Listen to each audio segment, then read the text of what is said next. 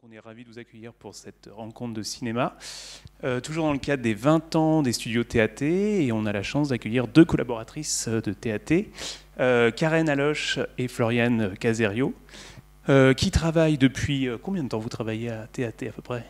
Depuis 5 ans, moi. 5 ans, oui, pour toi? Et moi, donc ça Karen fait... et Floriane. Moi, ça fait 8 ans. Et 8 ans, qui ont travaillé sur plusieurs productions de TAT. Alors elles sont respectivement, alors pour Karen, elle est chef modélisation environnement. Elle va nous expliquer un peu en quoi consiste son métier. Floriane, elle est chef animatrice. Elles vont nous présenter donc une présentation, enfin quelque chose que vous avez créé autour de comment en fait on fait un film d'animation 3D. Donc ce que font les studios TAT aujourd'hui. Il faut savoir qu'ils n'ont pas toujours fait de l'animation 3D, ils ont aussi fait à l'origine, en tout cas les créateurs de l'animation plus traditionnelle, comme vous avez pu voir avec le film Mon copain, peut-être pour ceux qui étaient là tout à l'heure. Mais voilà, depuis 2006, c'est vraiment l'animation 3D qui est le cœur du métier de ces studios toulousains. Et donc elles vont nous présenter un petit peu voilà, les différentes étapes qui leur permettent en tout cas de créer des créations soit pour la télévision ou soit pour le cinéma.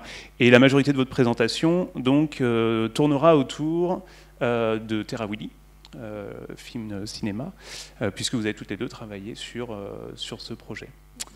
Donc ce qu'on vous propose, c'est Floriane et Karen vont vous faire un peu cette présentation. N'hésitez pas si vous avez des questions pour la présentation, des choses que vous souhaiteriez avoir précisées ou des questionnements qui vous traverseraient l'esprit, de me faire un petit signe et je ferai passer le micro éventuellement dans la salle.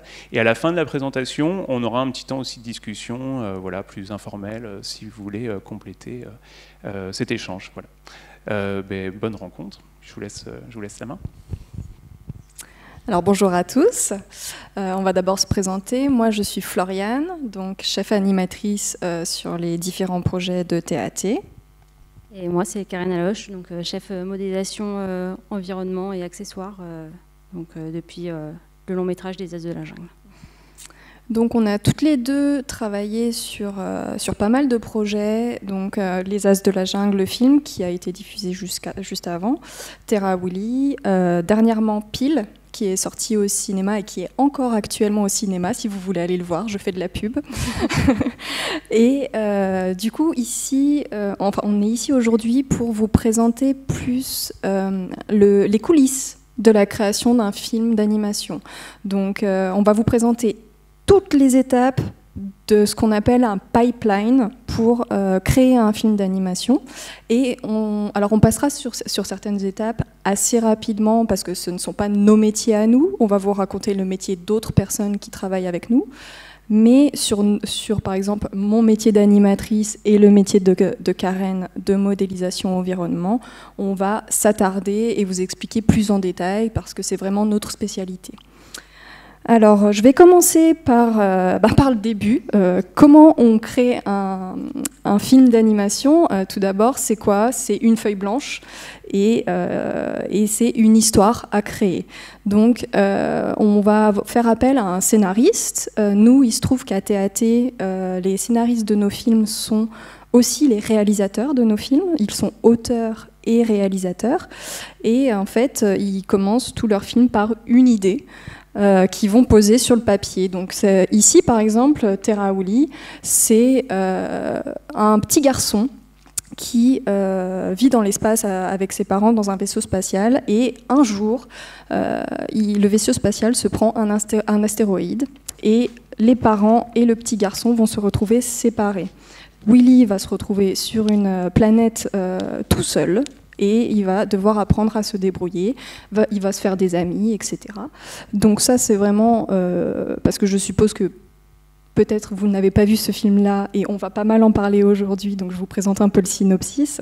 C'est le synopsis de ce film-là. Donc ça part vraiment d'une idée de l'auteur qu'il va pouvoir développer, créer les péripéties du personnage, les caractères de chaque personnage qu'on va rencontrer au sein du film.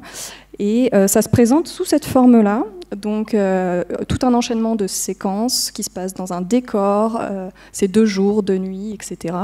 Et le scénariste va aussi écrire des dialogues à ces personnages. Tout cela, à la fin, ça va faire un scénario de 50 pages, 100 pages, où on aura tout le film qui aura été écrit.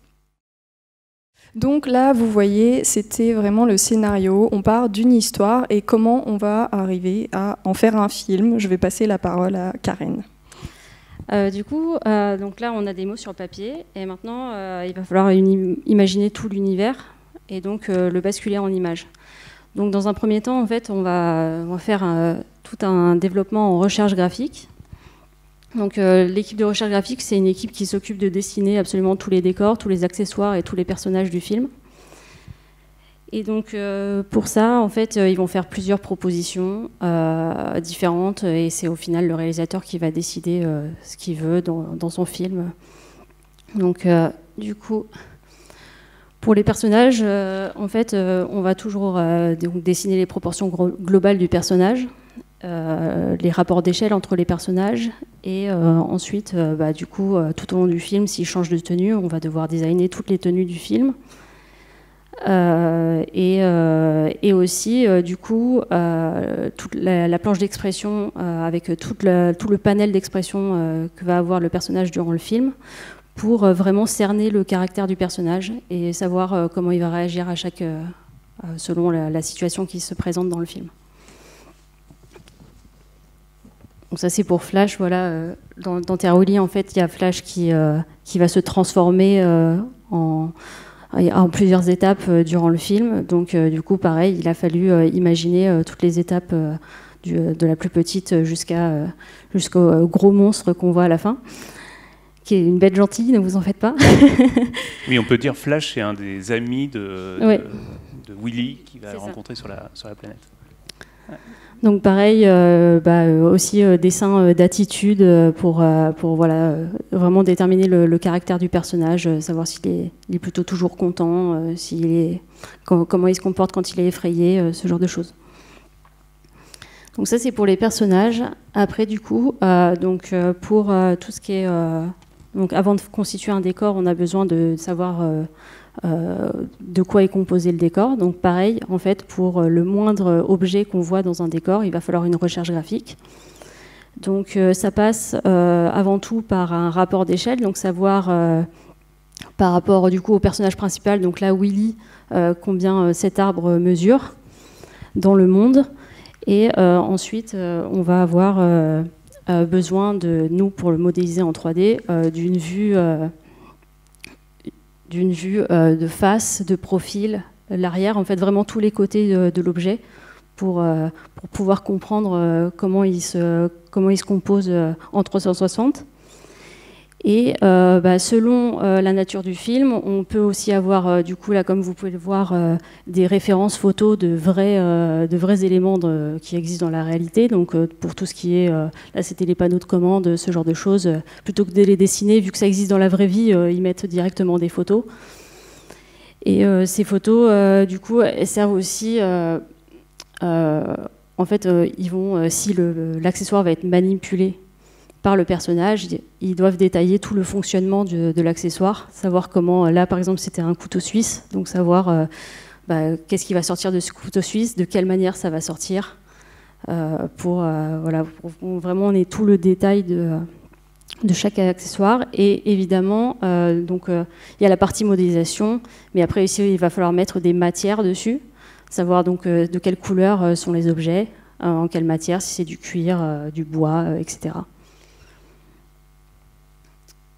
Et pour finir, du coup, il y a les planches de décor, où là, une fois que tous les accessoires qui composent un décor ont eu leur fiche de créer, à ce moment-là, ils s'occupent des décors pour vraiment... donc là, ça va plus être des planches d'ambiance, pour savoir, au niveau de... l'ambiance générale des décors, qu'est-ce qu'on doit... Ils peuvent expliquer aussi qu'est-ce qu'on doit ressentir quand on est dans ce décor-là, si c'est un décor plutôt effrayant, si on doit être serein, ce genre de choses. Donc tout ça va jouer sur l'ambiance. Et ils vont du coup nous lister toute la végétation qui va se trouver dans le décor. Et pour nous aider aussi, ils vont... reprendre quelques plans très importants du film et redessiner par-dessus pour nous indiquer voilà, comment la végétation doit se comporter dans le décor, si elle est plutôt dense, si c'est un désert, enfin, tout ce genre de choses. C'est eux qui le déterminent et c'est le réalisateur qui valide ou pas s'il veut voir ça dans son film. Moi, j'ai une petite question sur les recherches graphiques, par exemple, sur un film comme Terra Willy. Ouais. C'est une équipe de combien de personnes qui va travailler? Et est-ce qu'ils sont tous spécialisés dans certains domaines? Est-ce que c'est les mêmes qui vont concevoir les persos, des décors, des objets, enfin des accessoires? Est-ce que, enfin voilà, en gros, comment? Alors du coup, il y a deux équipes. Il y a une équipe de recherche graphique qui s'occupe uniquement des personnages et l'autre qui s'occupe des accessoires et des décors. Et après, combien ils sont, je dirais, chez les personnages, ouais, j'aurais dit 5-6, et pour les décors, c'est peut-être 7-8.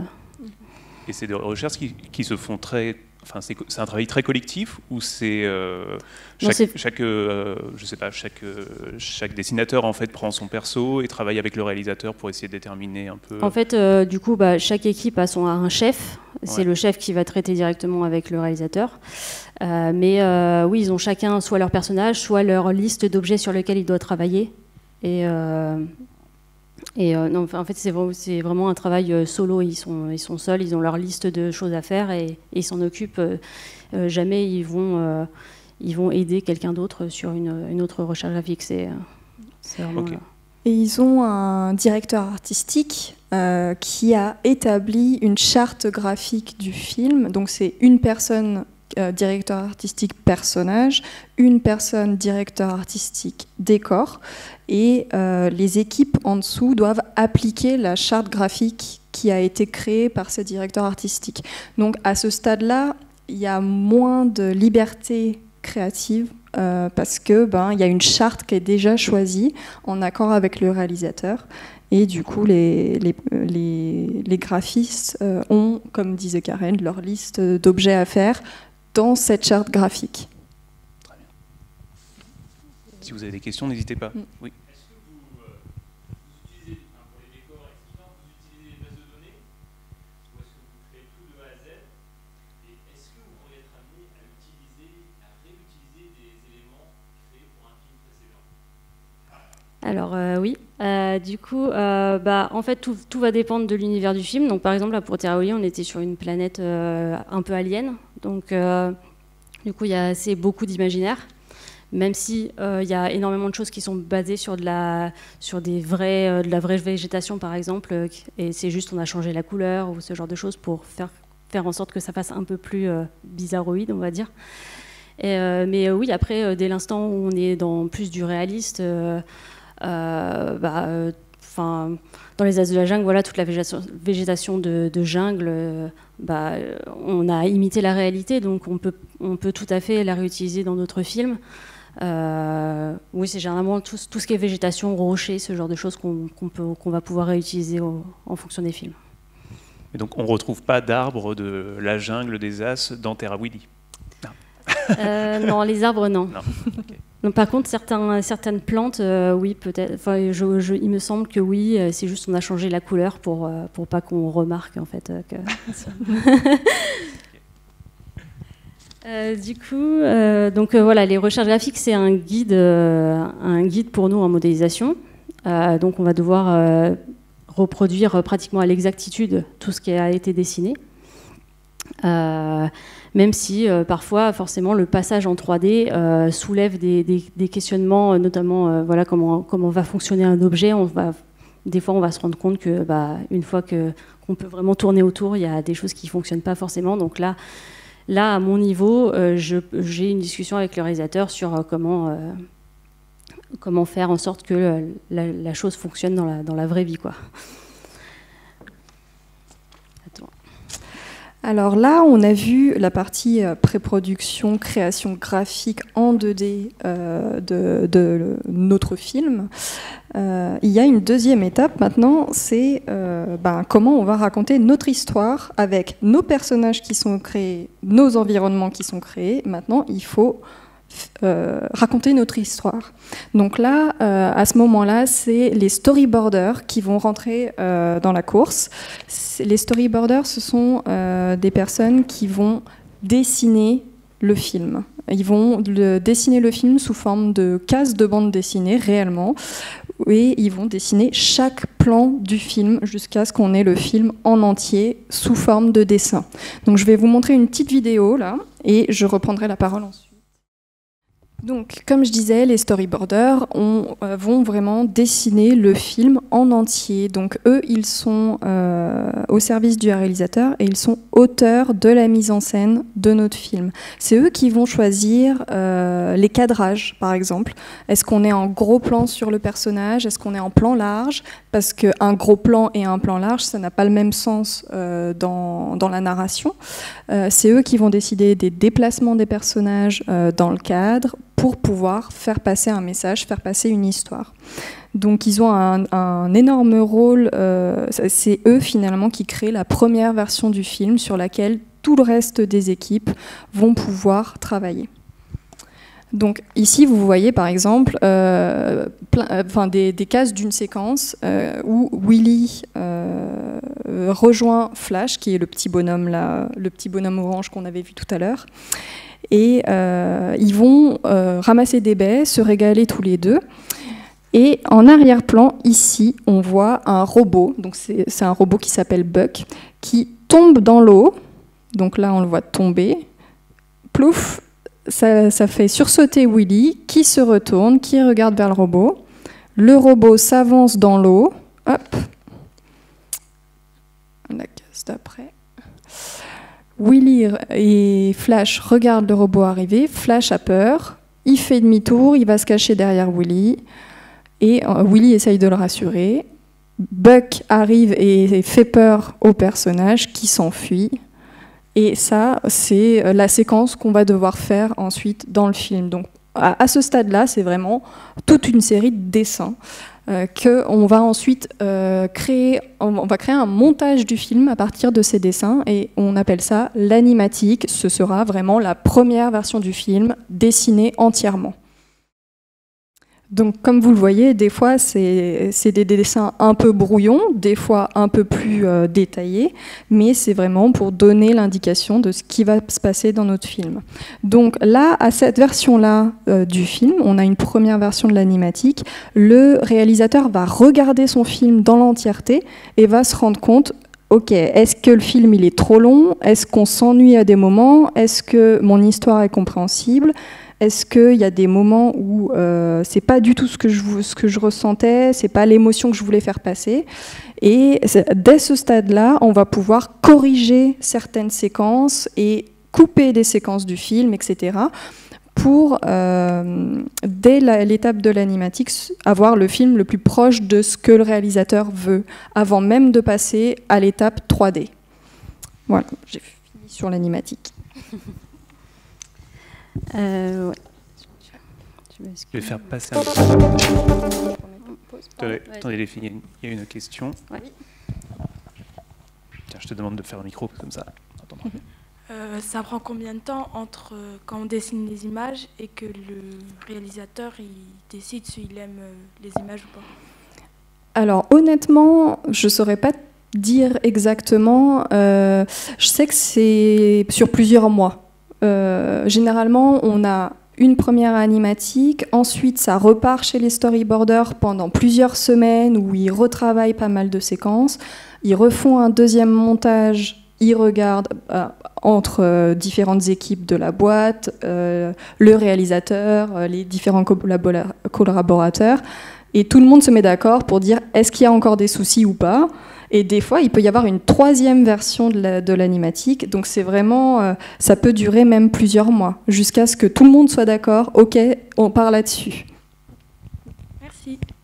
Parce qu'il y a même les distributeurs, en fait, ceux qui donnent l'argent pour qu'on fasse le film, qui ont une décision à prendre par rapport à l'animatique et qui peuvent clairement nous dire toute cette séquence-là, ça ne nous va pas, il faut changer. Donc, et c'est à cette étape-là que c'est changé, justement. Parce que dès que ça part en 3D, en fait, vu que ça coûte cher, mine de rien, de faire des films en 3D, il faut au maximum bien cerner ce qu'on doit faire avant de le lancer en production. Il y a une autre question? Oui. Et du coup, en termes de coût, ça représente quoi à peu près de faire un film d'animation de cette ampleur-là? En termes de coût? Oui. Alors, Terra Willy, il me semble que c'était 7 millions? Ouais. 7 millions d'euros pour faire Terra Willy. Sur les As de la Jungle, ça devait être à peu près la même chose. Non, c'était 6? 5 ou 6, oui. Ah, c'était 6 millions sur les As de la Jungle. Et voilà. Après, dans le monde de l'animation, ça reste des petits budgets, ce que je vous dis là. Il y a d'autres films d'animation de plus gros studios qui ont 10 fois notre budget. C'est très variable en fait. En fait, oui, on va dire que avec le budget donc, de 5-6 millions des As de la Jungle, on peut faire 3 minutes d'un Pixar. Voilà. Donc, du coup, c'est vrai que nous, à notre échelle, on a tendance à être quand même fiers du travail qu'on a accompli à la fin. Et c'est possible que l'investisseur décide de couper les fonds ou quelque chose comme ça? Oui, c'est possible. C'est déjà arrivé. Et du coup, il faut trouver des solutions. Il faut trouver d'autres financements ailleurs. Merci. C'est arrivé, je ne sais pas si vous voulez trop en parler, mais c'est arrivé alors que le travail était déjà en cours. Oui. C'était après. C'était après le Covid. D'accord. À cause de justement la crise et tout ça, il y avait moins de budget pour tout le monde, ce qui était compréhensible, mais du coup, il y a eu une coupe budgétaire alors qu'on était bien entamé. D'accord. Sur un des prochains projets? Non, c'était sur Pile. D'accord. Et ça veut dire quoi que la 3D ça coûte cher? Parce que ça monopolise énormément de personnes en fait. On a besoin de grosses équipes. Vu aussi l'ampleur du film, en fait, vu le fait que il faut modéliser chaque objet un par un, puis ensuite les assembler sous forme de décor, et ensuite ça passe par tellement d'équipes que du coup, c'est déjà le nombre de personnes mobilisées qui fait que le coût humain est important. Oui, on n'a pas forcément parlé de ça, mais par exemple sur Pile, c'est presque 200 personnes, c'est ça, qui ont travaillé en fait sur le film. C'est ça. Et je pense que pendant notre présentation, vous allez vous rendre compte de l'ampleur, du nombre de métiers qui interviennent pour juste rendre une image du film, sachant que le film fait 1h30. Vous allez voir l'ampleur du travail qu'il y a derrière. Oui, il y avait une Donc question. là, on va parler plus... Alors attendez, parce qu'il y a plein de questions qui arrivent. Alors.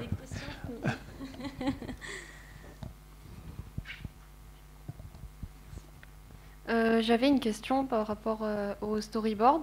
Est-ce que vous le faites après avoir inventé tous les personnages et tous les décors, ou est-ce que vous avancez à peu près les deux en même temps? Comment ça se passe? Est-ce que vous aussi vous discutez entre les différents groupes de tout ça? C'est en parallèle en fait que ça se fait. Ouais, généralement, il y a quand même les personnages principaux qui ont déjà été déterminés. Donc, ils savent déjà le look des personnages principaux, mais les équipes de pré-production et de storyboard travaillent quand même assez en même temps. Et une dernière petite question, avant de poursuivre vers la modélisation. Surtout que c'est le gros morceau, la modélisation. Là. Alors, moi aussi, j'ai une question par rapport au storyboard.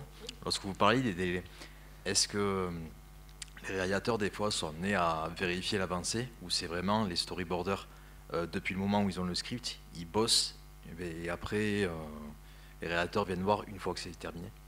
Non, il y a des briefs de storyboard, c'est-à-dire que le réalisateur, il est là avant même que le storyboarder pose le crayon sur sa feuille.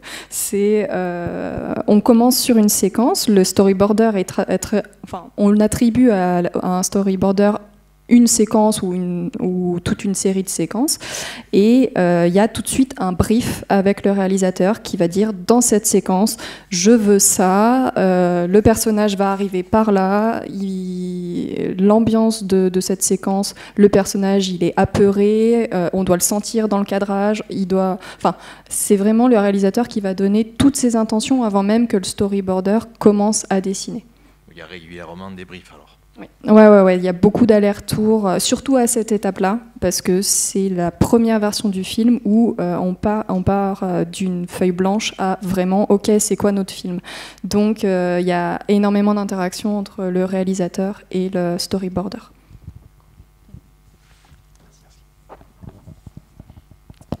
Alors, rentrons dans ce gros morceau qu'est la modélisation. On passe de la 2D à la 3D. C'est ça.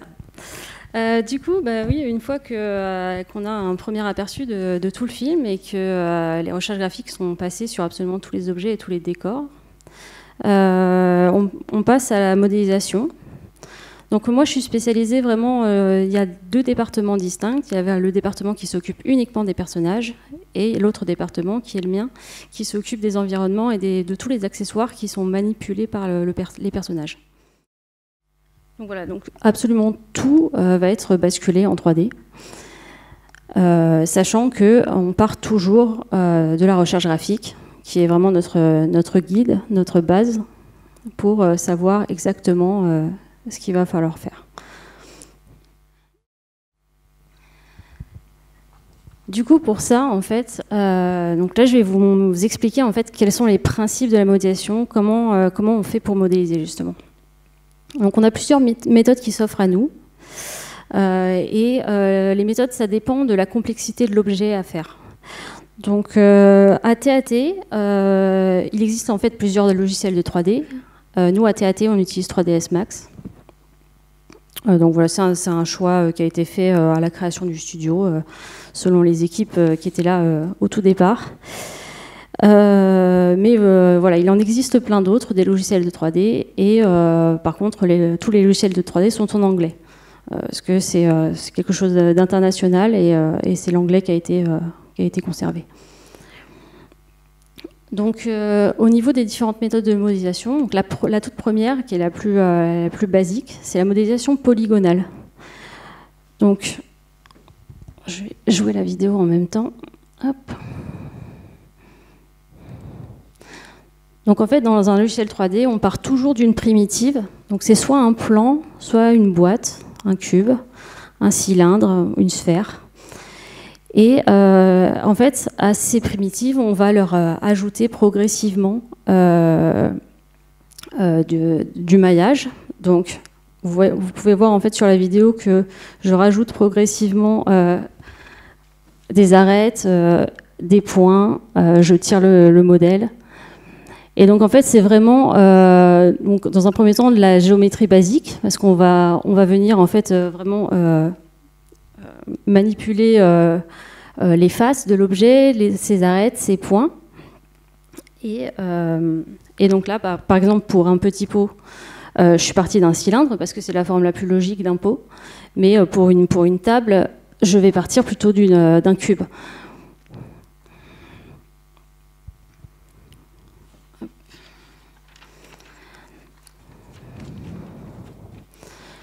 Donc voilà, selon la complexité de l'objet à faire et des détails qu'on veut y apporter, il va falloir ajouter de plus en plus de polygones dessus. Donc les polygones, c'est les faces de l'objet. Et venir vraiment, en fait, c'est vraiment de la manipulation point par point, venir tirer le volume progressivement pour parvenir à faire tout l'objet. Donc voilà, là c'est à la fin, là je vous ai mis quelques exemples en fait de tout ce qui a été modélisé comme ça manuellement, juste en tirant en fait des faces. Donc du coup, la modélisation polygonale, donc c'est vraiment on va dire qu'on l'utilise vraiment pour tout ce qui est objet qu'on appelle communément du hard surface. Donc c'est des objets qui sont manufacturés, donc voilà, des chaises, enfin tout ce qui est fait par l'homme en fait, qui ont des formes relativement dures. Là, on va pouvoir uniquement utiliser cette méthode. Par contre, dès l'instant où on a des formes bien plus organiques, de type des arbres, où voilà, il y a vraiment des veinures à créer et tout ça. Ça nous prendrait bien trop de temps en fait de simplement tirer des faces. Donc pour ça, en fait, on utilise un logiciel de sculpture numérique qui s'appelle ZBrush et qui va nous permettre d'obtenir des détails bien plus fins et bien plus rapidement. Juste en attendant, moi j'avais une question plutôt sur les objets manufacturés dont tu parlais par exemple. Ouais. Vous partez jamais de modèles qui existent déjà, qui viennent, je sais pas, de l'industrie, parce que des modèles de chaises en 3D, j'imagine qu'il en existe déjà, enfin auparavant. Voilà. En fait, on pourrait, mais au final, vu que tout a été imaginé par les recherches graphiques en amont. Et qu'on se colle exactement à... En fait, le directeur artistique, il est là pour manager les équipes de recherche graphique, mais aussi pour nous manager nous. Oui. Et tout le look du film, c'est lui qui le décide. Donc nous, on se plie en fait à ce qu'il a décidé. Et du coup, on pourrait... Enfin, tous les objets qu'on pourrait trouver sur Internet, ils ne correspondraient pas exactement à ce qui a été dessiné pour vraiment l'aspect visuel du film. Donc on est obligé en fait de refaire à chaque fois. D'accord. C'est bon.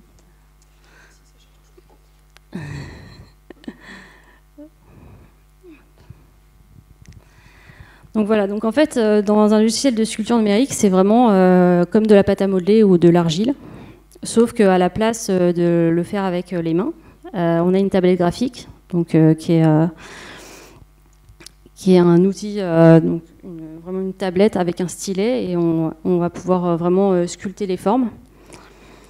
Et donc c'est vraiment c'est vraiment très intuitif, c'est vraiment de l'ajout de la matière, retirer la matière, creuser des trous, creuser des sillons. On a toute une palette d'outils à notre disposition pour vraiment venir rajouter le détail nécessaire.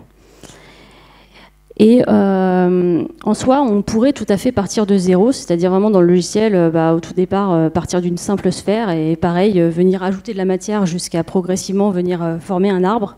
Mais ça nous prendrait bien trop de temps. Donc généralement, ce qu'on fait pour ce genre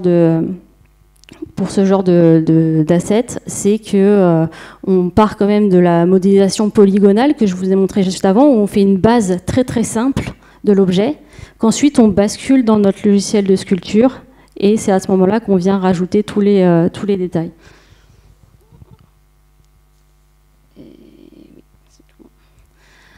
Donc, je vais vous montrer brièvement, mais du coup, comme vous pouvez le voir dans la vidéo, en fait, je tourne constamment autour de mon objet, parce que il ne faut pas oublier que après, ces objets, ils vont être mis dans le décor, et tourner dans tous les sens. Donc on va vraiment les voir sous tous les angles. Donc il faut constamment tourner autour de son objet pour s'assurer que la forme est bonne sur tous les angles. Oui.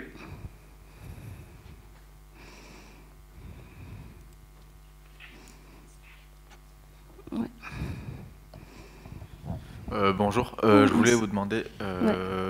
Ça vous prend combien de temps à vous pour avoir, on va dire, de la base jusqu'au produit final? Ça vous prend à peu près combien de temps pour un seul objet? Ouais. Ça va vraiment dépendre du coup de la complexité de l'objet. Généralement, pour un arbre, on est plus de l'ordre de 4 ou 5 jours de travail au total. Et pour une chaise, par exemple, ça va être seulement une demi-journée de travail. Donc, en fait, voilà. Après... l'idée, moi aussi, mon travail, ça va être de voir au niveau de toute la liste d'accessoires à faire pour tout le film, mettre des quotas, vraiment quantifier en fait le temps de travail de chaque objet pour que mes graphistes, en fait, dès que je leur assigne un objet, ils sachent le temps qu'ils doivent passer dessus. Et en fait, quantifier cette charge de travail, ça permet aussi de s'assurer qu'on tient dans le planning et donc dans le budget. Ok, merci. Et pour une petite idée, le nombre d'objets, par exemple, alors j'imagine que d'un projet à l'autre, c'est très différent. Mais par exemple, sur TerraWilly, je ne sais pas combien d'accessoires. Alors sur TerraWilly, ça remonte à loin. Oui, je peux vous dire pour Pile, pour Pile, on était à environ 1000 objets. Et on avait, il me semble, 60 décors à faire.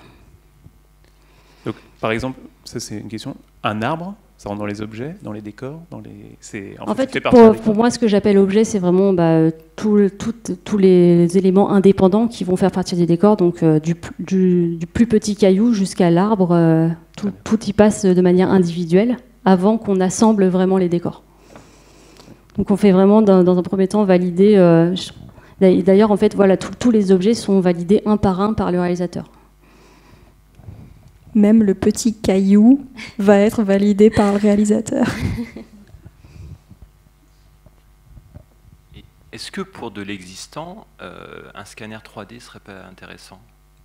Alors, en fait, le scan 3D, ça peut être en effet très pratique pour de l'ultra-réaliste. Sauf que c'est très rare qu'on fasse de l'ultra-réalisme dans les films d'animation. C'est généralement toujours stylisé, un peu cartoon en fait. Donc ça ne nous aiderait pas des masses à notre niveau.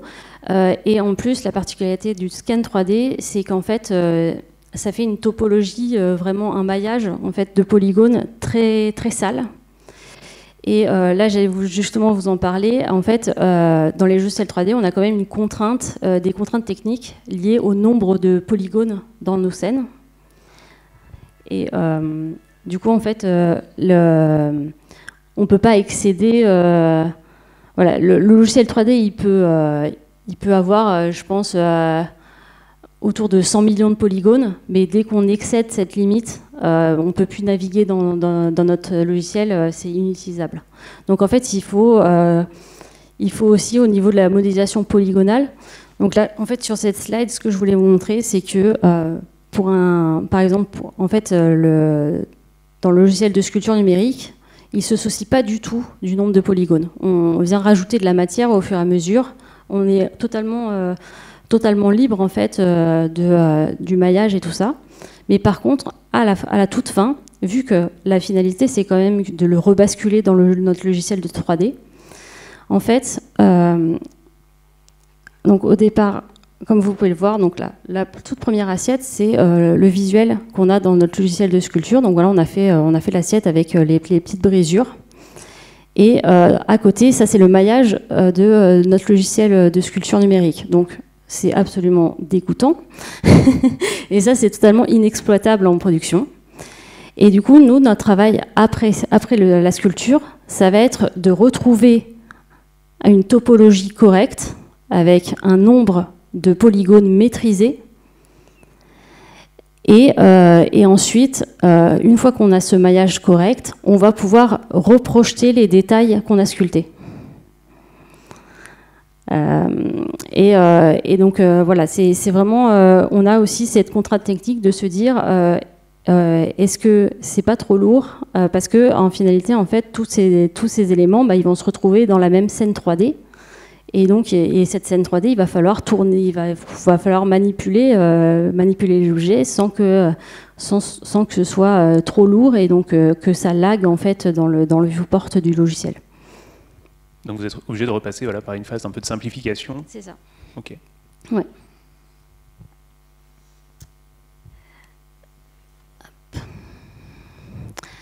Du coup, une fois qu'en fait on a modélisé donc tous les objets, il y a une autre équipe qui intervient et elle s'occupe uniquement de mettre tout ce qui est couleur et matière sur les objets. Donc, dans un premier temps, nous, la dernière étape de livraison d'un objet, c'est une fois qu'on l'a modélisé, donc comme je vous l'ai montré avec un maillage correct, on va devoir déplier ce qu'on appelle les UV. Les UV, en fait, c'est les coordonnées 2D de l'objet.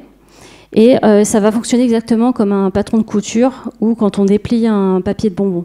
C'est vraiment, on a notre objet 3D comme là, le petit Père Noël, on va déplier et on va venir déplier l'emballage pour le remettre à plat. Et comme ça, en fait, une fois bien à plat, par exemple là vous voyez Willy, là c'est la tête de Willy remise à plat, elle ressemble à ça.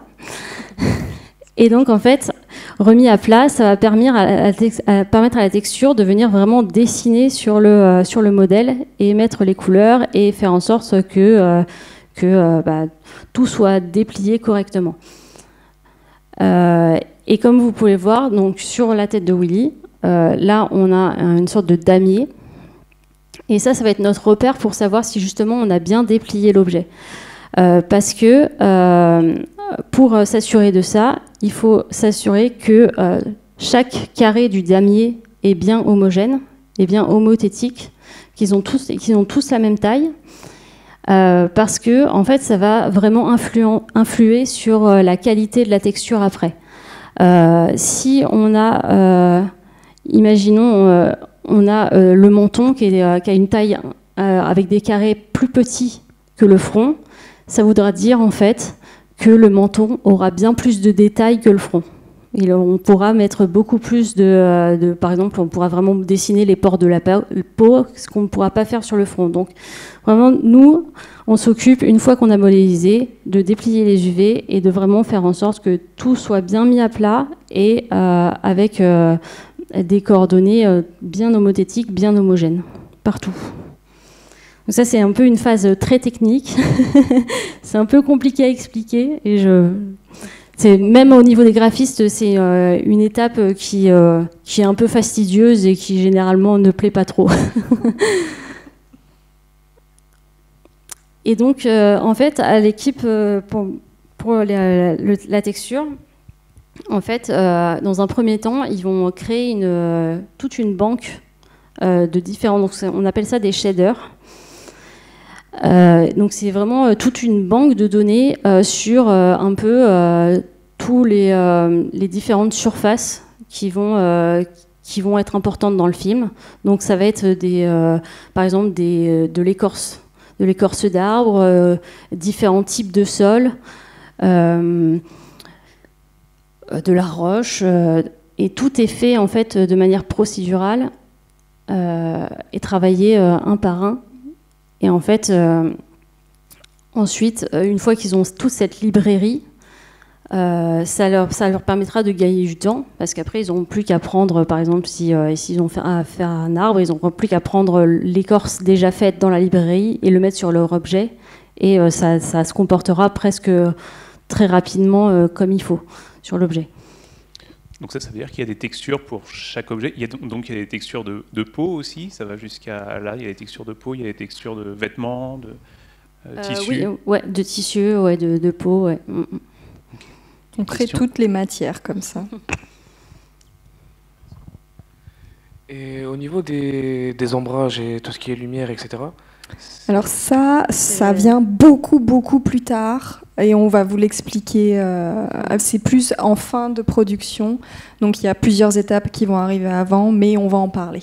D'accord.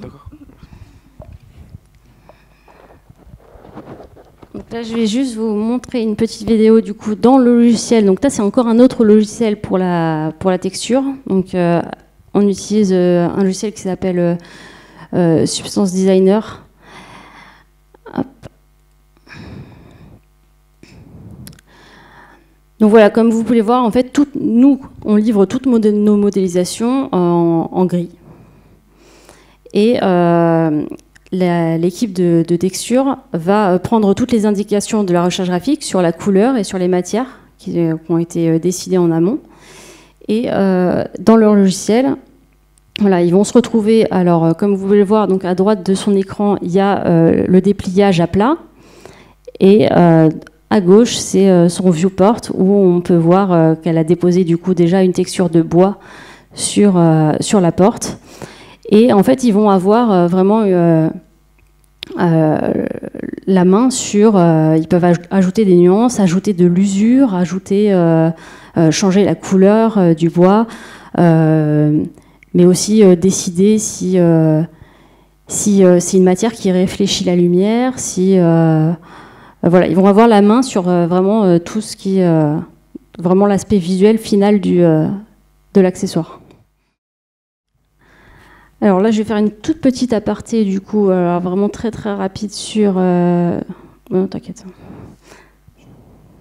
Ah, il n'est pas en plein écran. Okay. Pour les personnages, mais ça peut aussi s'appliquer pour certains accessoires. Par exemple, une noix de coco, elle a des poils dessus. Du coup, il y a une équipe qui est vraiment dédiée à... donc, nous, on appelle ça le fur, donc, qui est vraiment... Bon, traduction littérale de fourrure. C'est cette équipe-là qui va vraiment mettre en place tout le poil et donc sur les objets. Donc ils vont fonctionner de manière assez itérative, c'est-à-dire que dans un premier temps ils vont mettre des guides pour dire au poil où est-ce qu'il doit se poser sur le personnage. Donc, par exemple, sur Willy, ça va être sur tout le scalp de sa tête. Donc, on va d'abord définir une zone où le poil doit se poser, et ensuite, on va venir vraiment définir des mèches, donc travailler les mèches une par une. Et pour, au final, donc là, voilà, sur Willy, on peut voir en fait donc les différentes couleurs à gauche. Les différentes couleurs où en fait on peut voir que tout a été travaillé mèche par mèche, et c'est cette équipe-là qui va vraiment coiffer le personnage en fait pour obtenir la coiffure qui a été dessinée à la recherche graphique. Voilà, c'est vraiment pas un département que je maîtrise, donc. Ouais. Donc là, ce que vous montrez, c'est il y a trois images, et il y a donc des mèches en fait sur le premier. Après, c'est pour créer plus d'épaisseur en fait à la chevelure. Ouais, c'est ça. En fait, il y a plusieurs épaisseurs de cheveux. Il y a vraiment les mèches séparées. Ces mèches séparées vont, c'est elles qui vont bouger au final, qui vont être animées selon s'il y a du vent dans le plan, ce genre de choses. Et après, en effet, il y a une couche qui va plus servir à combler les trous, on va dire, et une toute petite couche de cheveux très très fins pour masquer le crâne, et qu'on voit pas de peau, quoi. Okay. Oui, question. Oui, bonjour. J'ai pas compris pourquoi on avait besoin de déplier le modèle 3D en 2D par rapport à la texture, parce qu'on a vu sur le logiciel là que la texture en fait était appliquée sur une vue 3D. Ouais, c'est parce que en fait c'est exactement comme un... C'est difficile à expliquer. Le papier de bonbons, vous avez vu tout avant, hop, sur le Père Noël en fait. Il faut imaginer là, si on décide de colorier sur le Père Noël, de faire un trait, en fait, ça va suivre la forme du Père Noël, et ça va être tout étiré en fait. Alors que dès l'instant où on le remet à plat, on va vraiment pouvoir dessiner correctement et que ce soit net. Merci. La dernière partie qui me concerne, ça va être sur toute la partie de décor. Donc une fois qu'à notre niveau, on a fait tous les objets qui sont dans les décors, on va pouvoir s'attaquer vraiment à l'assemblage des décors. Donc pour ça, on a pareil plusieurs étapes de validation auprès du réalisateur pour s'assurer qu'on part toujours dans la bonne direction. Donc, je le répète, mais on part toujours évidemment de la recherche graphique, dans laquelle ils nous ont listé tous les éléments qui doivent se trouver dans chaque décor. Donc ça peut être soit juste des dessins des éléments, soit vraiment une liste de noms de tous les objets. Et ensuite, une planche sur l'ambiance générale du décor, avec si c'est tiré de la réalité. Donc par exemple, Pile, c'était vraiment des environnements occitans, donc du sud de la France. À ce moment-là, ils nous mettent aussi des vraies photos pour tout montrer. Voilà, là c'était la végétation de type un peu sèche, donc il faut que ça ressemble à ça au final. Et pareil pour les bords de rivière, il faut que ça ressemble à ce genre de photos. Donc c'est vraiment des indications qu'on doit suivre, pas forcément à la lettre, parce qu'on n'est pas là pour reproduire la photo, on est là pour reproduire la recherche graphique, mais c'est quand même un guide pour savoir vers quoi se diriger. Et du coup, la première étape d'un décor, c'est l'étape de prévisualisation. Donc à cette étape, en fait, on va faire le décor, mais de manière la plus simple possible. Donc ça va être juste des boîtes, vraiment des... En fait, c'est pas du tout fait pour être visionné par qui que ce soit. C'est vraiment plus une étape qui nous permet de reproduire la recherche graphique, mais aussi de s'assurer en fait que tous les plans du film vont pouvoir être faits dans le décor.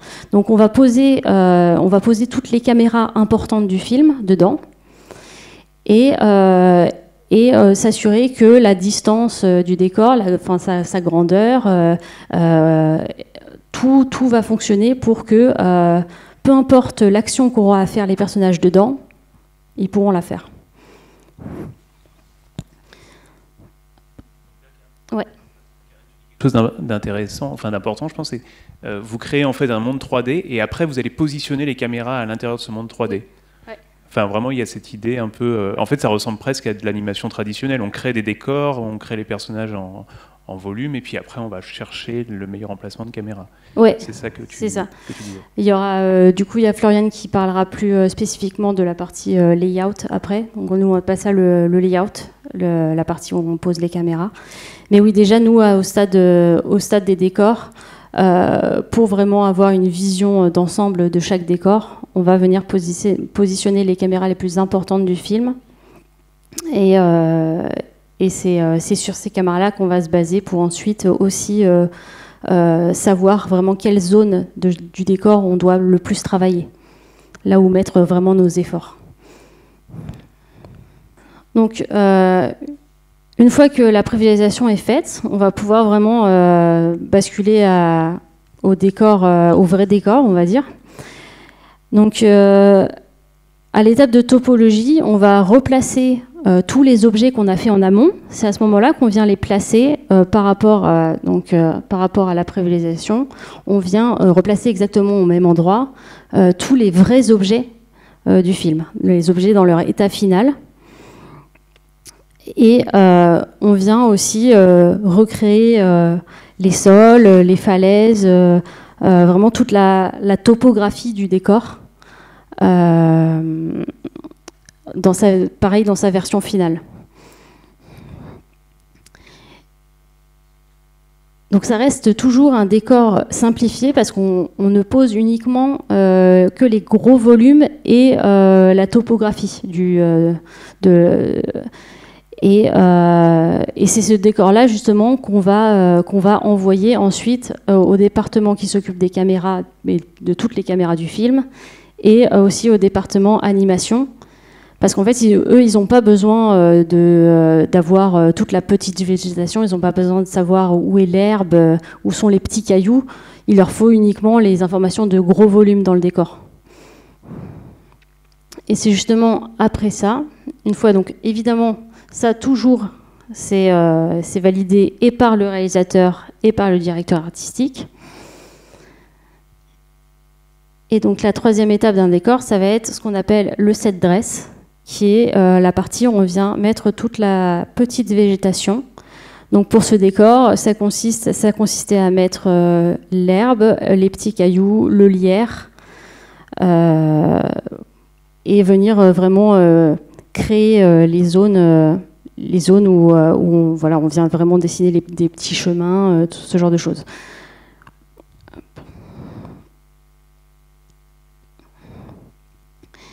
Et là, ça c'est pour vous montrer du coup. Donc nous, pareil, toujours à notre niveau, vous pouvez le voir en fait, tous les sols, ils ont des couleurs unies. Pratiquement tous les objets ont des couleurs unies, sauf certains objets qui ont déjà été passés par l'équipe texture, mais sinon, en fait, on travaille toujours avec des couleurs très simples. Et ensuite, pareil, les décors sont...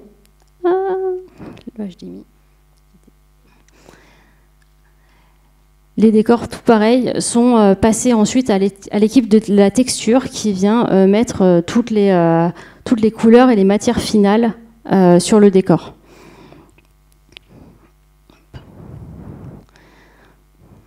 Et donc, je vais faire une toute petite aparté sur aussi à quoi ça ressemble, nous, dans le logiciel 3D.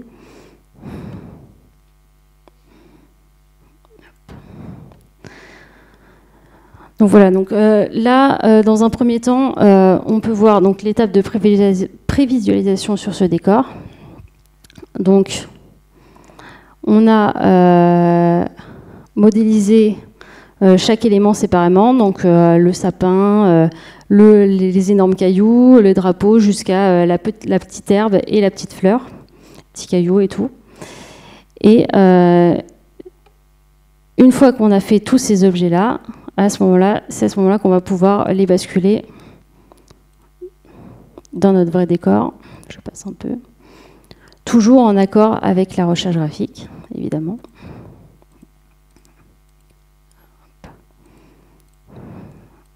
Je sais plus. Et donc, en fait, à l'étape de s'adresse, nous, ce qu'on a dans notre scène, c'est une sorte de bouillie de pixels qui ressemble à ça. Donc ça, pour nous, c'est l'herbe. Donc ça demande un petit travail d'imagination. Parce qu'en fait, comme je vous l'ai expliqué, au niveau des contraintes techniques de notre logiciel, on ne peut pas afficher autant d'herbe. C'est impossible. C'est beaucoup trop lourd. Et du coup, en fait, on a là pour tout ce qui est vraiment végétation comme ça qui va se répandre sur l'intégralité d'un décor. On a un petit logiciel qui nous permet déjà, dans un premier temps, de venir ça vient répandre aléatoirement tous les objets qu'on lui assigne. Donc là, par exemple, l'herbe, on lui a dit il faut que tu nous prennes cette herbe-là. Et en fait, c'est nous, après, à la souris, qui venons peindre les zones sur lesquelles doivent être l'herbe, par exemple. Et dans notre viewport, on a seulement de l'affichage temporaire. Donc là, pour l'herbe, ça va être de simples plans qui nous indiquent que voilà, l'herbe, elle est positionnée ici.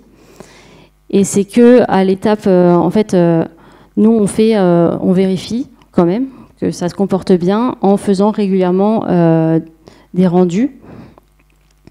Parce que du coup, le logiciel 3D nous permet régulièrement, en fait, on fait un rendu de l'image finale pour s'assurer que voilà, on a positionné l'herbe correctement, les petits cailloux là où ils doivent être, etc., etc. Mais voilà, dans notre scène 3D, c'est toujours un peu, c'est un gros travail d'imagination dans un premier temps.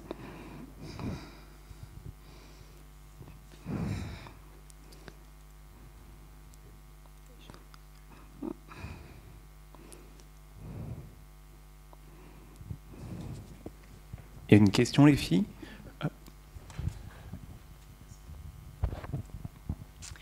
Juste à ce niveau-là, comment on fait la différence entre des cailloux, de l'herbe, etc., étant donné qu'on n'a pas le rendu alors en fait, nous, dans nos scènes, on a un listing de tous les objets qui sont contenus.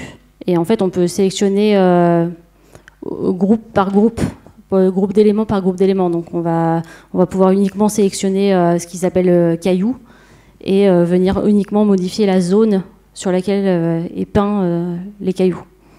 Mais vous, quand vous allez concevoir, vous allez pouvoir voir que ça, c'est des cailloux, ou vous allez à chaque fois basculer sur le rendu, revenir, basculer on va toujours devoir basculer, en fait, devoir faire une image finale pour être sûr que ce qu'on a peint marche, fonctionne. D'accord, merci. Les filles, je vous informe juste, il reste 20 minutes à peu près de rencontre avant la fin. En fait. Ouais. Je pense. Du coup, moi, je vais passer à ma partie. Désolée pour la question, à la limite, un peu plus tard. Du coup, maintenant, on a les personnages d'un côté, on a les décors de l'autre, et maintenant, il faut raconter une histoire. Donc, on revient sur notre animatique, donc notre schéma de notre film qui a été fait tout en dessin. Et il va falloir raconter la même chose, mais cette fois en 3D. Et comment on fait quand on a un personnage qui est... Le personnage, à la base, c'est une statue.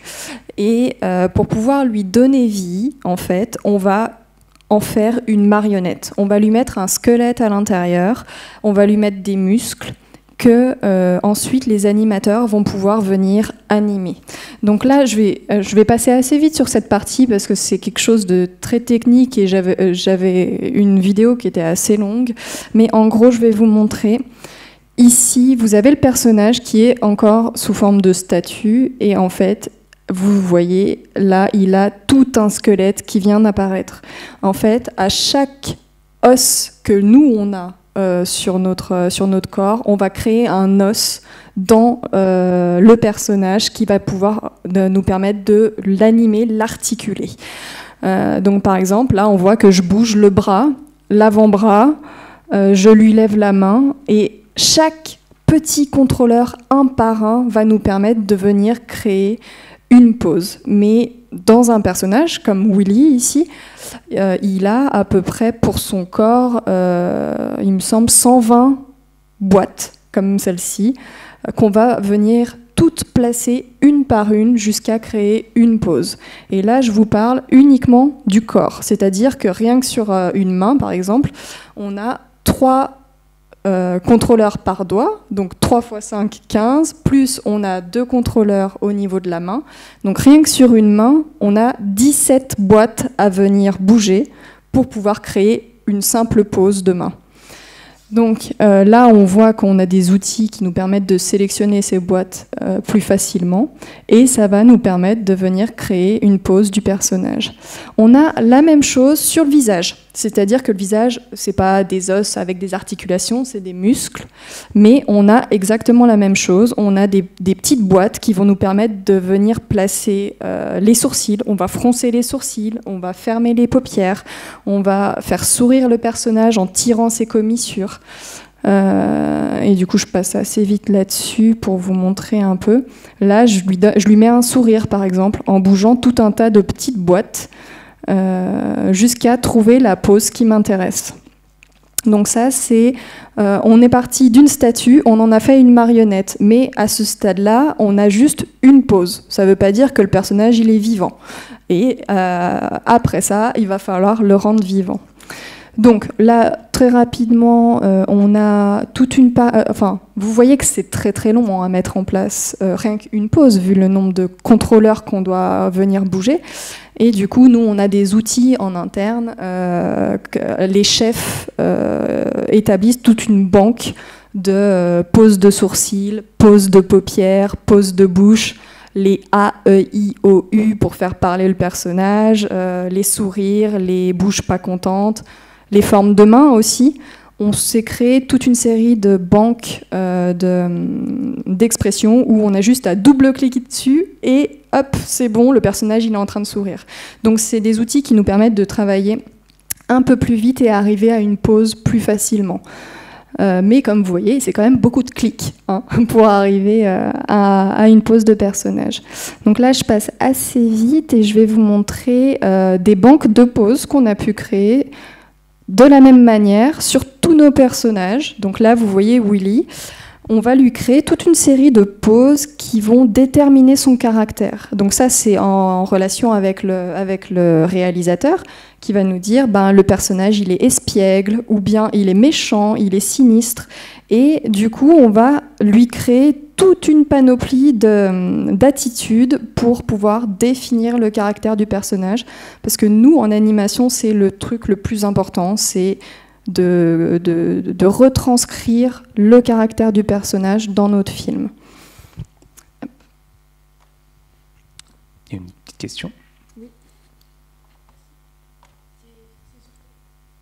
C'est sur quel site que vous faites ça? Alors là, c'est toujours sur le même logiciel, c'est 3ds Max. J'ai pas vu à qui je parlais. Ah oui, là, pardon. C'est toujours sur le même logiciel qui est 3ds Max. Donc après, il y a plusieurs logiciels qui font exactement la même chose, mais nous, chez nous, dans notre studio, c'est 3ds Max. Donc là, les personnes qui ont mis le squelette à l'intérieur des personnages, c'est l'équipe qui s'occupe du rigging, ça s'appelle.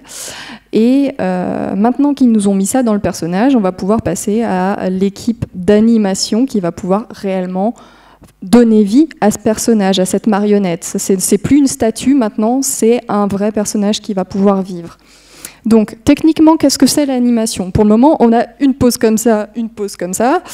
Eh ben, il va falloir trouver qu'est-ce qui se passe entre les deux poses. Est-ce que ma main, elle va faire whoop pour aller là-bas, ou est-ce qu'elle va faire ça pour aller là? C'est là où l'animateur va entrer en compte et va venir créer les poses intermédiaires. C'est-à-dire qu'on a, par exemple, ici... Hop. Est-ce que je suis sur la bonne visée? Ah non, je ne suis pas sur la bonne... Hop. Donc, comme je vous disais, on a une première pose qui est celle-ci, par exemple. On a une deuxième pose qui est celle-ci. Ben, qu'est-ce qui va se passer entre les deux? Donc, je vais venir me mettre entre les deux poses et je vais venir créer la transition entre les deux. C'est-à-dire que j'étais là et je vais faire hop pour aller là, par exemple. Ou, voilà, et je vais venir créer cette deuxième pose ici, qui va me permettre de déterminer, ok, le mouvement il passe par là pour aller à tel endroit. Pareil sur le visage. Excusez-moi, je reprends le micro. Sur le visage, ça va être la même chose.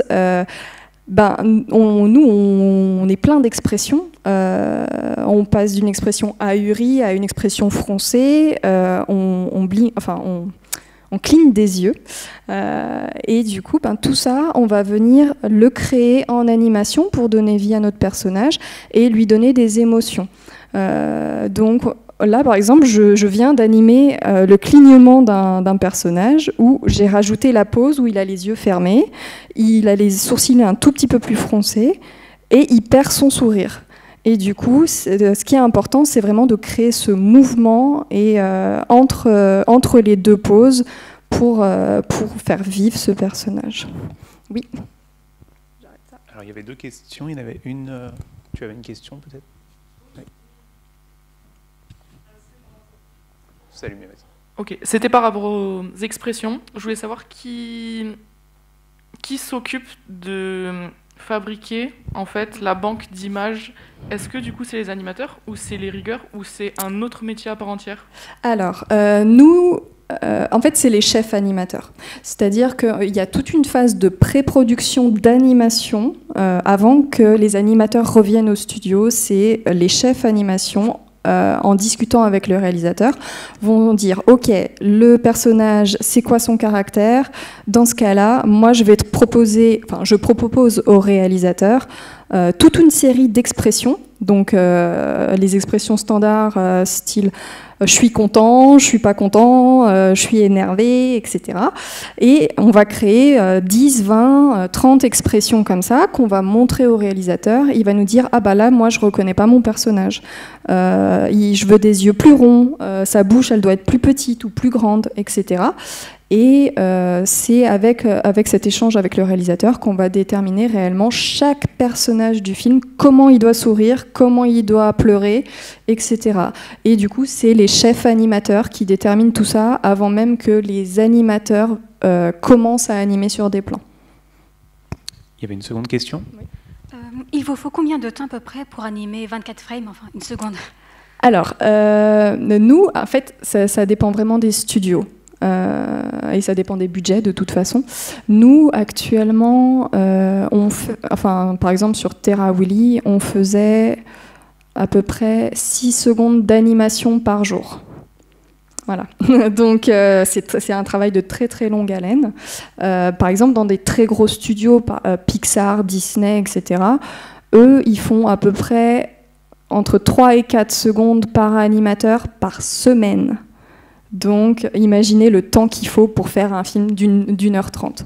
Parce que vous voyez qu'on doit bouger sur le personnage de Willy, si on compte le visage et son corps, on doit bouger 250 contrôleurs pour chaque pose du film.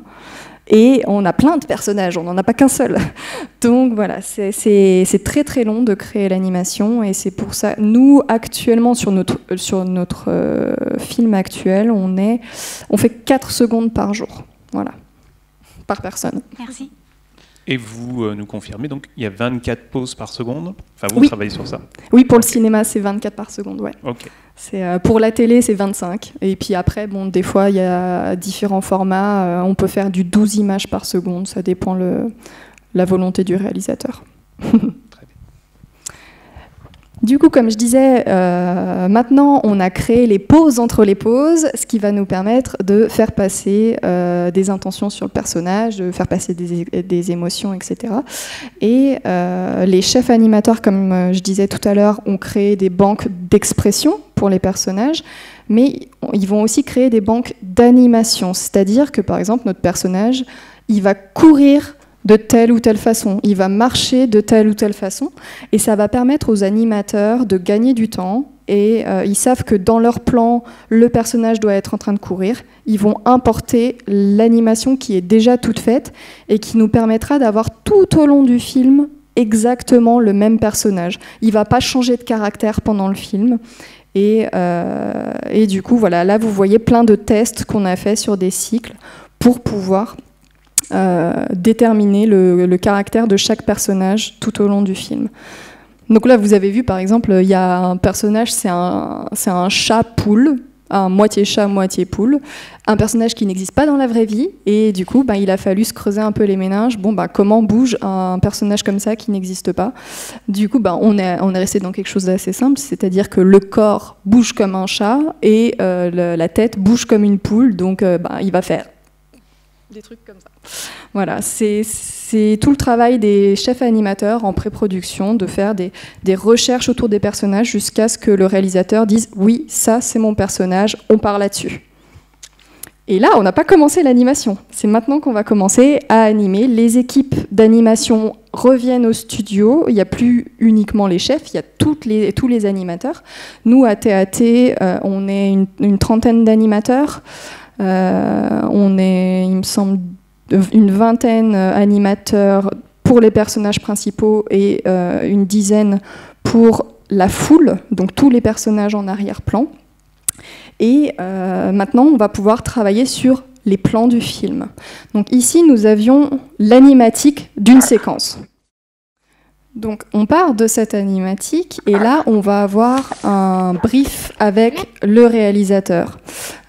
Il va nous dire, voilà, dans cette séquence, moi je veux que Willy, il arrive en marchant, il s'assoit par terre, il prenne une baie, il la mange, il est tout content. Il va nous parler de son état d'esprit, il va nous parler de qu'est-ce qui s'est passé dans la séquence d'avant, qu'est-ce qui se passera dans la séquence d'après, le personnage, est-ce qu'il est content à ce moment-là, est-ce qu'il est triste, etc.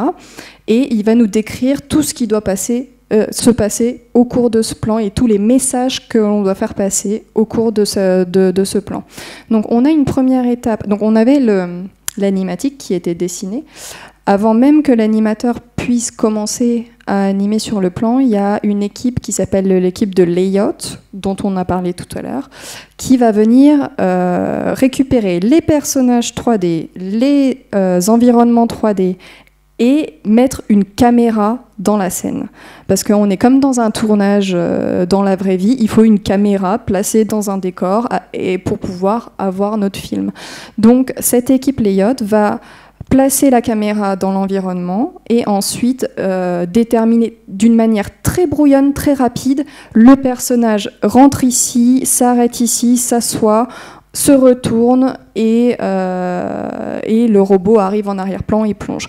Donc on a cette version-là qui est la version de layout qui va vraiment nous donner les déplacements des personnages, le cadrage du plan.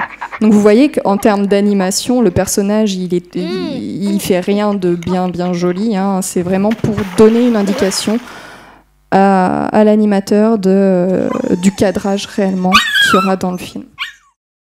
Et du coup, on part de ça, du brief avec le réalisateur, et on va pouvoir commencer à animer. Merci. Hop là, hop.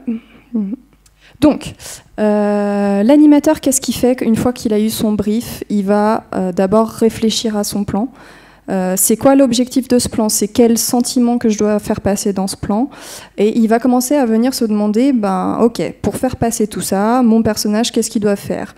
Il doit marcher pour arriver jusqu'à cet endroit-là. De quelle manière il va s'asseoir par terre? Donc là, ça nous arrive des fois de se lever, de se filmer même, en train de faire l'action. Ok, j'arrive comme ça, ensuite je m'assois, ensuite je sursaute, je me retourne. Et vraiment, l'animateur devient acteur et il va devoir imaginer tout ce qui se passe dans la tête du personnage, tout ce que son corps va faire pour pouvoir le retranscrire dans son plan. Donc là, on va commencer par une étape qui est de placer les poses principales de tout le plan pour le montrer au réalisateur et voir si ça lui convient pour aller plus loin. Donc là, vous voyez, hop, le personnage, il marche, il se met accroupi, ensuite il mange, il s'assoit, il sursaute et il se retourne. Donc là, c'est vraiment plein de poses, les unes après les autres. T'inquiète pas, mais je vais c'est pas encore animé réellement. Arrête. Et du coup, à cette étape-là, l'animateur va voir son chef, lui montre ça et lui dit « Ok, est-ce que ça te va? Est-ce que c'est compréhensible? Est-ce qu'il y a des poses qui sont pas jolies, etc. » Donc il y a un aller-retour avec le chef animateur. C'est rare qu'on demande directement au réalisateur à cette étape-là. C'est vraiment le chef animateur qui va rediriger l'animateur sur la bonne voie. Et si cette étape est validée, l'animateur a carte blanche pour finir son plan et mettre toutes les petites fioritures, tous les petits mouvements entre chaque pause, jusqu'à avoir le plan final, qui est l'étape d'après. Est-ce que je suis sur la bonne? Ça, c'est le plan final, celui-ci. Merci. Donc là, on peut voir tous les petits tremblements, la langue de Flash qui pend, les petits clignements d'yeux, les petits mouvements de regard. Et on ajoute tous les petits détails jusqu'à comprendre réellement l'état d'esprit des personnages. Arrête. Et du coup, pour un plan pareil, typiquement, pour une séquence comme ça, il me semble que j'ai dû y passer bien 5-6 jours pour faire cette séquence. Je me souviens pas exactement, mais il me semble que c'était un truc comme ça. Voilà. Donc là, on a le plan d'animation terminé et ensuite, on va pouvoir passer à d'autres étapes. Donc on a fini l'animation, maintenant il va falloir penser image, à quoi ressemblera le film, parce que vous voyez que là, jusqu'à maintenant, on est dans des décors gris, avec des aplats de couleurs, etc. C'est pas très joli en soi, mais du coup on a des équipes qui vont repasser derrière nous pour pouvoir ajouter par exemple tous les effets spéciaux. Donc là je vais vous montrer les effets spéciaux. Hop, par exemple, c'est une équipe qui va faire des simulations sur ordinateur pour simuler le vent, par exemple, dans les cheveux de Willy, pour simuler de la fumée qui apparaît dans le vaisseau. Donc tout ça, c'est des simulations sur ordinateur où ils règlent tout un tas de paramètres pour avoir l'effet le plus réaliste possible, que ce soit de l'eau, des explosions, du vent, etc. Et c'est des effets qui vont ajouter à l'image et vraiment servir à la narration. Donc ça, par exemple, tous les grêlons là, qui tombent, c'est de la simulation et ils ont créé la vraie gravité, etc., pour que le poids des grêlons paraisse réaliste, etc. Donc là, c'est les effets spéciaux. Hop. Donc là, ça veut dire qu'on quitte en fait l'animation pause par pause. C'est-à-dire que ce grêlon, vous n'allez pas animer. Là, l'animation est complètement terminée. C'est d'autres équipes qui vont vraiment faire de la simulation. C'est pas du pause to pause, c'est pas fait à la main, c'est vraiment c'est plus des réglages de paramètres jusqu'à obtenir l'effet escompté en fait. Après, je ne suis pas du tout experte dans ce domaine-là, donc je ne saurais pas vous parler technique réellement, mais on est plus dans le domaine de la simulation. Et on a exactement la même chose, une autre équipe qui travaille sur les effets spéciaux spécialisés personnages. Donc par exemple les cheveux des personnages, mais aussi leurs vêtements. Par exemple, s'ils ont une robe, la robe, elle doit subir la gravité. Et du coup, tous les mouvements de robe de personnages, par exemple sur notre dernier film Pile, a été fait pas par les animateurs, mais par l'équipe d'effets spéciaux. Et du coup, voilà, on va passer à l'image finale, et c'est Karen qui va continuer. Donc, au final, une fois que tout a été animé, en fait, il va y avoir une équipe qui va s'occuper de l'éclairage du film et de rendre l'image finale. Donc eux, ils vont récupérer tous les beaux décors, tous les beaux personnages, tous les beaux accessoires. Et il y a une étape où en fait on enregistre la position de tous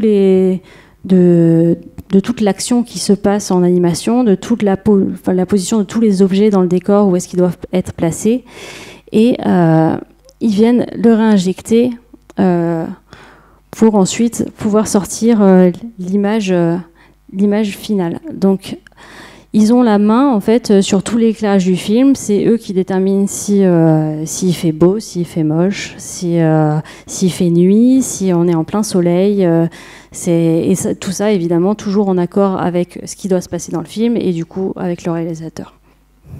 Des personnages est terminé. En fait, donc petite explication sur, par exemple, ce qu'on voit ici.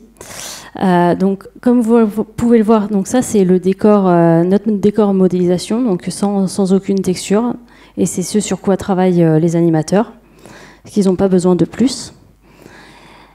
Ensuite, ça c'est vraiment l'image où le département rendu a posé les lumières.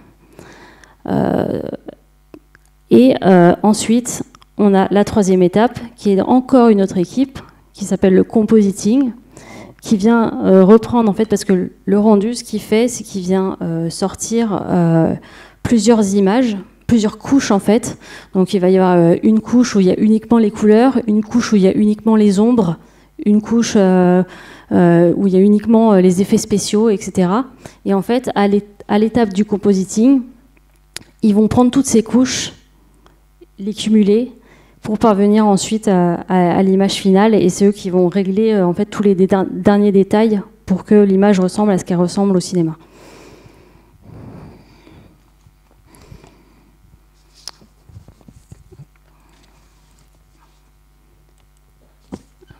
Et dernière étape, donc là on a fini notre film, on a les images finales qui sont trop jolies, on est tout bien, mais il manque un truc.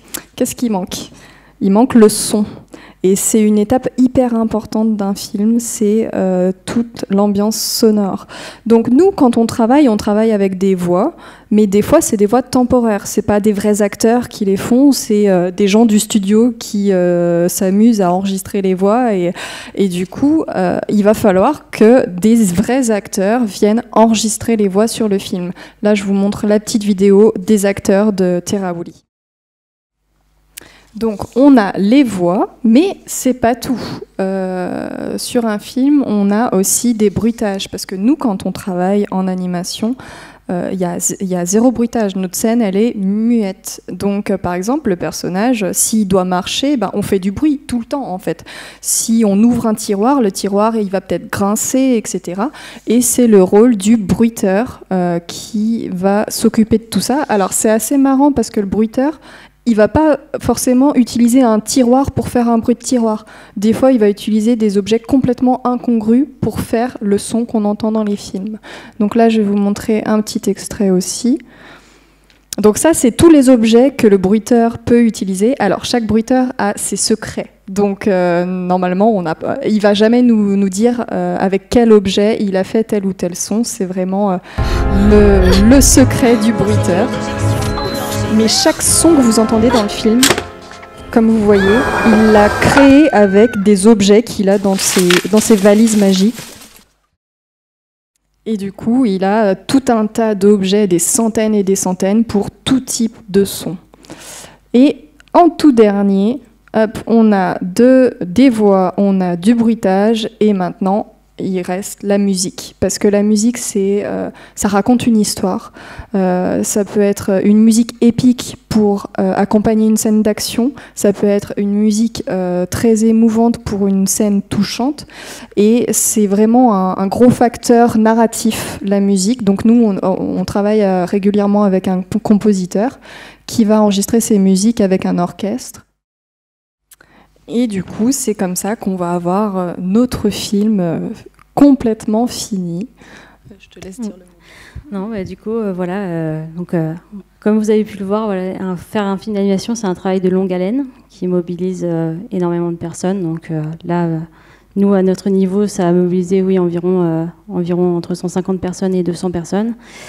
Et entre la naissance du scénario et la sortie au cinéma, il s'écoule entre 4 ou 5 ans. Donc pareil pour le réalisateur, ça peut être très long avant qu'il voit vraiment son film fini, quoi. C'est différent par rapport à la prise de vue réelle. Les films avec de vrais acteurs, le temps de tournage est quand même beaucoup plus court. Nous, vu qu'on part d'une feuille blanche où on doit tout créer de zéro, c'est des productions qui sont beaucoup plus longues. On va remercier quand même Karen et Floriane pour leur présentation. C'était passionnant, ça mériterait encore des heures. Et voilà, ça a peut-être créé des vocations dans la salle, je ne sais pas.